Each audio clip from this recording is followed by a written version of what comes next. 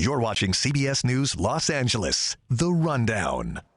Hello, I'm Pat Harvey, and here are your top stories. 5 men arrested in connection with 6 murders in the Mojave Desert. Tonight, officials say it was all over an illicit marijuana grow. And these are the 5 suspects, all in their 20s. The bodies were found last week near El Mirage, north of Adelanto.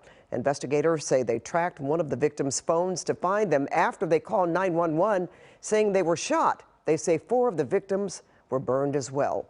The San Bernardino County Sheriff's Department says this area is known for illicit marijuana grows, and he blames Prop 64, which reduced many felony marijuana citations to misdemeanors.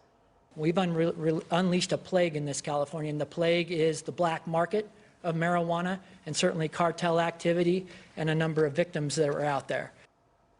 And our KCAL News reporter Nicole Comstock will have much more on this case ahead at 8.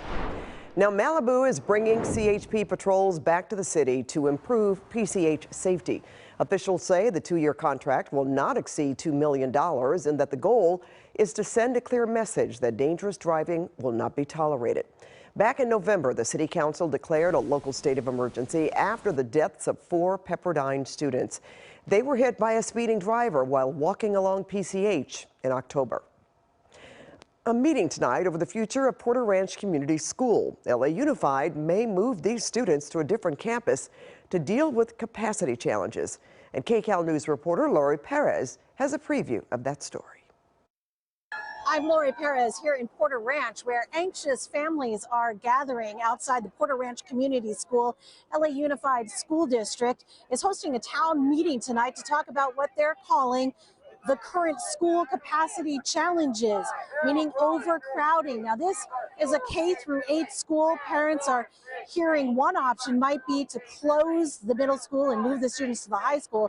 Many are saying that is simply unacceptable, and they want to let the district know it.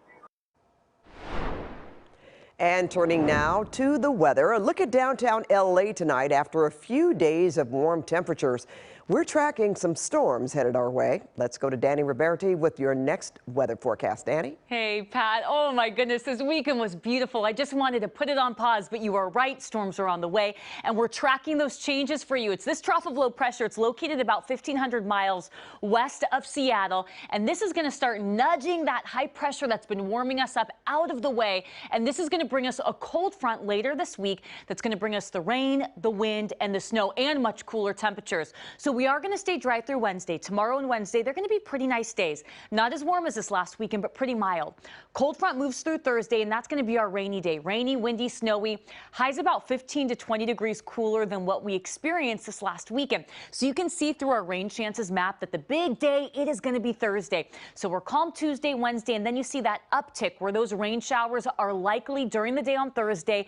And then again, this upcoming weekend, Sunday into Monday. So the beginning of February, my goodness, it is going to be a rainy, active start. So let's talk about storm number 1 and the timing of it. So you can see as we go into Tuesday afternoon, we've got the sunshine. Things are going to be nice out there. More clouds on Wednesday, but once we get into Wednesday night, late Wednesday night into early Thursday morning, this is when that cold front starts moving through, and this is going to bring the rain. This is 1 o'clock in the morning on Thursday.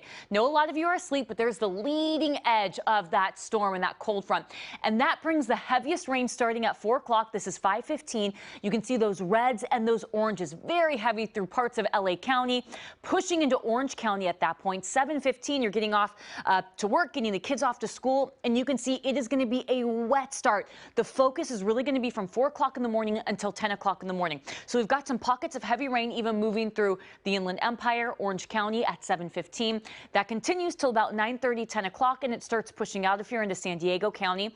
So there is a concern for flooding, bigger concern with that second storm that moves through later on this upcoming weekend. So in terms of storm number 1, we're talking 1 to 2.5 inches of rain for the metro area, foothills 2 to 3 inches, even higher than that up in the mountains. Going into tomorrow, though, it's going to be another pretty day. Not as warm as today, but this is still well above normal. We're talking mid-70s through downtown LA, Fullerton, 80 again in Chino.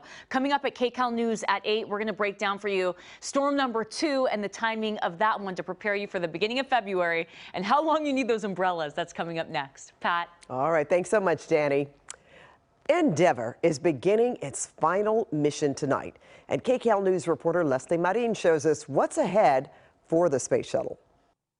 We're outside the California Science Center, where the Endeavour will be on the move tonight once again. Take a look. This already a really cool sight. There is that large fuel tank, as well as the rocket boosters. The Endeavour will eventually sit right next to all this, and take a look at that large crane about 450 feet up in the sky. That crane will be used to hoist the Endeavour space shuttle upright. I kind of want to give you an idea of what we're going to see tonight. That's if everything cooperates. Now, I was told the Endeavour, if you pretend like this is the space shuttle, it'll essentially be hoisted from the ground, and then that very large crane will be attached to its nose to lift it eventually upright. This, we're told, will take several hours, if not nearly 24 hours. We're told there's a lot of factors that go into this. Weather being the biggest factor. There's slight wind right now that is a concern. They're also going to look at other safety factors. So if everything is good, at 10 p.m., they will begin this process that's expected to take, as I said, many, many hours. But if it is successful tonight, well, the Endeavour will be the first space shuttle to be sitting in a blast-off position in the entire world. It will be a very cool sight to see here in Los Angeles. We're going to get up close in just a few hours, and we'll bring you those images starting at 9 p.m. This has been CBS News Los Angeles, The Rundown. Thanks for joining us. We'll be back live on KCAL News at 8 here on CBS News Los Angeles.